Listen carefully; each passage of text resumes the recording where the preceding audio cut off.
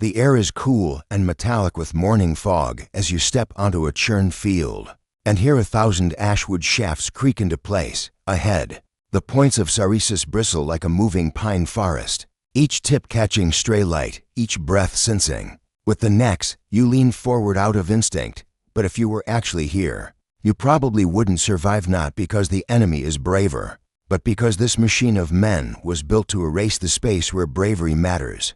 That sensation of the ground itself becoming disciplined geometry begins in Macedon, in the reign of Philip II, who turned farmers into a formation with a single purpose. Philip's great proof came at Charonia in 338 BCE, an officially recognized hinge of Greek history where Macedon broke the old city-state order. The Phalanx did not win by individual heroics. It functioned like a battering ram with eyes, 16 ranks deep. The front 5 leveled Sarissus forward while the rear ranks angled theirs to thicken the hedge, creating overlapping threat zones. The unit advanced in step, shields small and strapped so hands could grip pikes, relying on pressure, not duels. Its strengths were ruthless, reach that outtouched hoplites, dense frontage that punished any frontal approach, and morale drawn from mutual dependence. Yet weaknesses hid in that same density. Rough terrain could kink the line. A flank collapse could ripple inward, and close-in fights blunted those long pikes. To work, soldiers needed uncommon skills for the age, drilled footwork to keep spacing, core strength to manage a 6-meter spear all day, and the nerve to trust that the man beside you would not drift a half-pace and open a fatal seam. A strange side fact, the Sarissus butt spike wasn't just a balance aid. It could be planted to brace against cavalry shock or used as a last-ditch rearward point. If the line was pressed, modern academic debate still circles whether Philip invented the phalanx or merely radicalized earlier Greek spear blocks, but either way, compared to the looser Persians or the single-combat ethos of many Greek elites, this was war by synchronized crowd physics. And once Alexander took the same engine east, he proved that a formation could be an idea that outlived its inventors. Alexander's conquest scattered the phalanx across 3 continents, and when his empire fractured, the formation became a kind of military dialect spoken with regional accents. At Cynocephalae in 197 BCE, one of those officially recognized moments, when history changes direction, the Macedonian-style phalanx met the Roman legion. On broken hills in Thessaly, Polybius' account gives us the clearest x-ray of how it functioned and why that function could fail on level ground. The Sarissa wall advanced like a single creature, front ranks locking threat while rear ranks supplied the shove. But on the Cynocephalae ridges, units lost alignment, gaps opened, and Roman maniples slid into the seams. The phalanx's strengths were still the old ones, frontally near impenetrable, psychologically overwhelming, and spectacular at pinning an enemy in place. Its weaknesses were now equally famous: dependence on flat terrain, slow pivoting, and catastrophic sensitivity to flanking or internal disorder. After Rome absorbed the Hellenistic kingdoms, you might expect the phalanx to vanish. Instead, it left fingerprints. Late Roman and Byzantine armies preferred more flexible systems, but the idea of dense spearfront discipline survived in manuals and practice. The strategikon attributed to Maurice late 6th century CE is a quiet bridge here, recommending tight infantry with long spears to resist cavalry. Even if not a pure Sarissa phalanx, soldiers in these later spear blocks needed a slightly different skill set than Philip's men. Still drill and cohesion, but now with more emphasis on rapid reconfiguration, forming anti-cavalry hedges, opening lanes for missiles, then closing. Again, that shift points to a deep truth about continuity. Formations adapt to threats, compared with the mobile steppe horse archers pressing Byzantium's frontiers, or the heavy cavalry cultures rising in the West. Disciplined spear density was a counterweight, not a relic. A lesser-known side fact gives the echo a human edge. Many Byzantine units called their spear blocks falcon, a term some scholars think preserves an old phalanx concept through language as much as tactics. There's academic debate over how direct the line really is, whether medieval spear formations inherited a living tradition from antiquity, or merely reinvented similar answers to similar problems. But even in the centuries when the Sarissa itself was gone. The memory of what a deep, braced hedge could do never quite left Europe's military imagination. That imagination flickers unevenly through early medieval Europe, a world where war is often personal, local, and dominated by the social gravity of mounted elites. Yet whenever communities had to stand on foot against riders or raiders, they reached for the oldest geometry they knew, men packed shoulder to shoulder, with spears set forward. The officially recognized event that makes this visible is the Battle of Hastings in 1066. You can almost feel the different logics colliding on Senelac Hill. Norman cavalry probing English infantry locked in a shield wall. The shield wall wasn't a phalanx, but it functioned on a related principle: depth, mutual cover, and a front bristling with points. Its strength was defensive solidity on chosen ground. Its weakness was that a wall, once tricked into breaking formation, became a crowd. The early medieval spear blocks were stop-start because feudal politics made sustained drill hard. A king could call warriors together, but not keep them training year-round like Macedon did, so the formation's performance depended on culture. Norse and Anglo-Saxon armies trained in tight household units, using overlapping shields and thrusting spears from behind the rim. Skills of timing and trust, rather than individual flourish. A strange side fact: sagas describe warriors weaving the wall, sliding shields to cover a neighbor while another stabs out, a kind of micro-discipline that feels like a distant cousin of Sarissa spacing. But these walls lacked the Sarissa's reach advantage and often relied on axes or short spears. Once contact closed. By the 12th and 13th centuries, you see a more explicit pike logic return among militias in Flanders and northern Italy. At the Battle of Courtrai 1302, Flemish townsmen with long spears and golden dags stopped French knights in marshy ground. The formation worked because it combined a dense point front with terrain choice, very Macedonian in spirit if not in lineage. Strengths: cheap infantry could neutralize expensive cavalry, morale surged from communal identity, and the long shafts created a kill zone before a horse could get comfortable. Weaknesses: without drill, the block could be outmaneuvered. Without combined arms, it could be worn down by missiles. Academic debate here asks whether these European spear revivals were memory or necessity. Compared to the steppe-style horse archer armies, early medieval Europeans didn't need deep pike blocks every day, until feudal cavalry dominance forced them to. When they did, the old lesson resurfaced: density plus reach equals power. If you can keep the line breathing as one. In the Alpine valleys of the 14th century, that lesson stops flickering and becomes a blaze. The Swiss Confederates were not reading Polybius on campaign, but they were living the same problem Philip solved.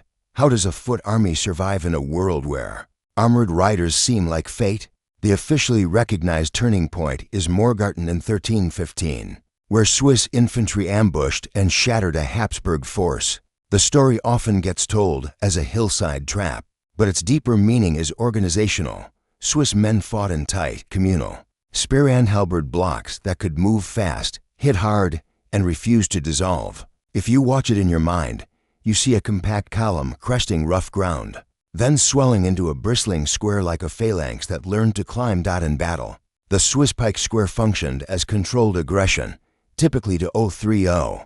Ranks deep, front files lowered long pikes, while rear ranks drove the mass forward, turning momentum into pressure. At Sempach in 1386, another recognized milestone, they showed the square's offensive bite.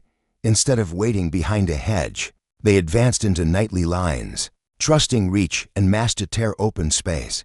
Strengths were brutal in their simplicity. Long pikes denied cavalry a safe entry, depth-absorbed shock, and the formation could surge as a single weapon. Swiss cohesion was famous because it was social before it was technical. Militia musters, communal oaths, and frequent drilling in town. Squares created soldiers who knew the rhythms of their neighbors. The skills required were not glamorous, but decisive, keeping exact file intervals, swapping broken pikes forward under pressure, and reading shouted signals to pivot the whole body without fraying the edges. Weaknesses existed. A pike square was less flexible than emerging missile-heavy forces, vulnerable if pinned and raked from multiple angles. and dangerous to itself on muddy ground where packed ranks could stumble into each other. A lesser-known side fact, Swiss squares often layered halberdiers inside, ready to step through gaps to finish close fights once the pike hedge had done its work. An internal teeth behind the fence concept that feels eerily Hellenistic. Scholars still debate whether this was a rediscovery of phalanx logic or an independent evolution. Either way, compared with feudal cavalry armies, the Swiss had reintroduced the ancient equation to Europe's center stage: discipline plus reach, wielded offensively, could rewrite the hierarchy of the battlefield. Once the Swiss proved the pike square could bully armor, Europe's warmakers rushed to copy the trick, then to outgrow it. In the late 15th century, German princes and emperors raised lanzknechts, professional mercenary pike troops who drilled not as a town duty, but as a paid craft. Their coming out party as a system is tied to the Italian Wars, and an officially recognized event that shows the next evolutionary jump is the Battle of Pavia in 1525. Here, French gendarmes, Swiss pike columns, lanzknechts, and arquebusiers all collided in a cramped park and woodland. The battlefield itself looked like a stress test for every formation, descended from the old phalanx idea.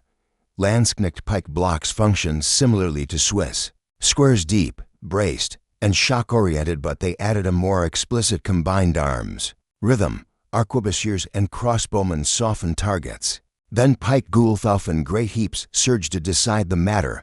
At Pavia, Spanish and imperial forces used shot to break the French advance into pieces, then pike blocks pinned and rolled up what remained. Strengths of these mixed formations were clear. A pike hedge still controlled space, but firearms now punished anyone who lingered in front of it. Infantry could hold ground while shot created chaos. Weaknesses also multiplied. Firearms needed time and protection. Pike blocks needed room to maintain coherence. If shot were overrun or pikes outflanked, the whole choreography collapsed. And in tight terrain, long pikes became awkward, echoing the cynocephale problem in a new century. The skills lanzknechts required blended old and new. They still had to march in step, keep pikes level, and push as one body phalanx DNA. But they also needed tactical patience, dressing ranks under gunfire, opening lanes for shooters, and reforming quickly after recoil. A strange side fact, lanzknechts carried massive two-handed swords, Zweihänder, and trained Doppelsildner to step ahead and try to chop or shove aside enemy pike heads, specialists whose job was basically to create micro-breaches in the hedge. There's academic debate about whether pike and shot marked the phalanx tradition's end or its maturation. Compared with the pure shock squares of the Swiss or the cavalry-first French model, these armies treated the pike block less as a lone solution and more as a spine around which new technologies flexed. The ancient hedge had learned to live.